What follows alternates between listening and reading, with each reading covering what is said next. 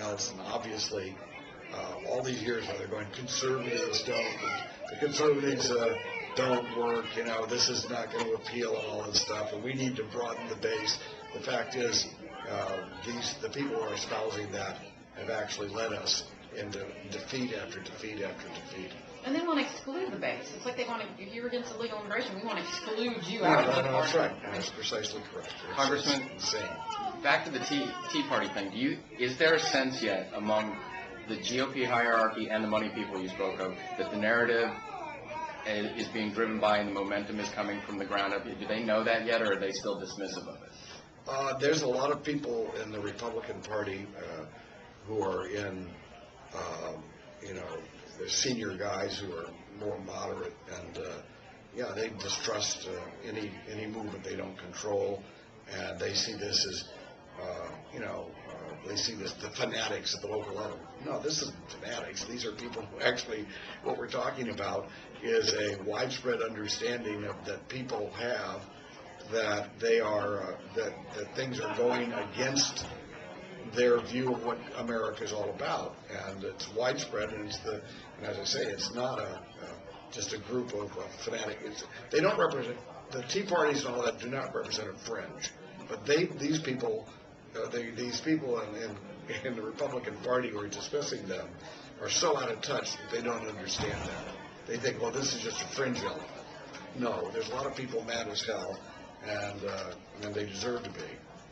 I mean, and just slowly but surely, all of the, ordinary people who had a right to expect their standard of living was going to be there, and that their interests of their children and their family was going to be protected, are now finding their standard of living is down here, and nobody's trying to protect their interests, whether it's in dealings with China, or whether it's immigration issues, or whether it's tax issues, or whatever, or there's who's watching out for the American people, and and every time they go now, the good jobs are going, a lot of good jobs are going. I met this one guy at one of my functions who had been a computer programmer, and he said, Congressman, I had this job as a computer programmer, and for $80,000 a year, and then they laid me off. And when they brought me back, they said they're going to give it to me for $55,000. And when I said, wait a minute, same job, okay? And they said, yeah, but we can get somebody with H-1B visa to come in and do that job, and from India, and take it because we can pay that guy $45,000. And this guy looked at me and says, you know the difference between making $80,000 and $55,000 is? And I said, what is it? He says, you never dream of owning your own home if you're making $55,000. So we got the American dream just disintegrating for a lot of people, because who are we watching out for? Yeah, so we got companies that we set up a situation where companies can go set up all of their manufacturing in China and let all these people out of good manufacturing jobs here. And there's not even a whimper about it.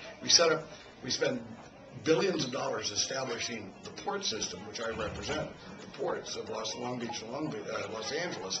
And what it is, it's a conveyor belt that the taxpayers have paid for so that people can set up manufacturing in China and ship. 90% of all the containers are coming in the port instead of going out.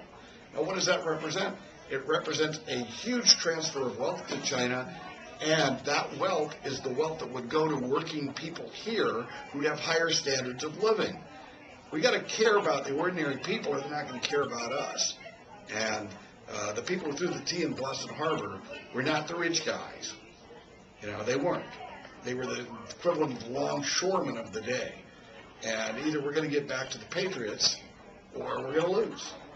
Are you suggesting protectionism, or what are you suggesting to solve? I suggest that we believe in free trade between free people instead of building up dictatorships, economies all around the world, which is a big difference. There's no free trade with a dictatorship. We need to recognize that. I got no problem with free flows of capital between free countries, but right now what we've got is our businessmen going to every little dictatorship, Vietnam included, to try to set up their little deals so that they can manufacture over there to people who have no right to strike, They have no right to organize. They've got no right to even go to church in most of these countries. So I'm sorry, we should not be encouraging our businessmen to go over there, and we should we're not encouraging them. We are negotiating with those countries to say we're going to open up our markets to you, even though they dramatically oppress their own people, and that's wrong. It's just wrong-headed. Wouldn't cap and trade accelerate that trend, especially if China and India are not participating? Correct. Correct. I mean, that's absolutely right. And we have to remember, however, anything that we do that's based on an international organized approach towards whatever goal it is, we always will get the short end of the stick, because whatever they agree to, even if China and India agree to it, they won't enforce it. I mean, it'll be one big lie. What do they care? They lie to their own people. Why would they worry about lying to us in order to get our money and our jobs and make us vulnerable? So, no, cap and trade is, first of all, it's a fraud from the beginning. Right. There's no scientific justification for it at all. And number two, the way it will work will be detrimental to everybody. So, well, listen, good luck.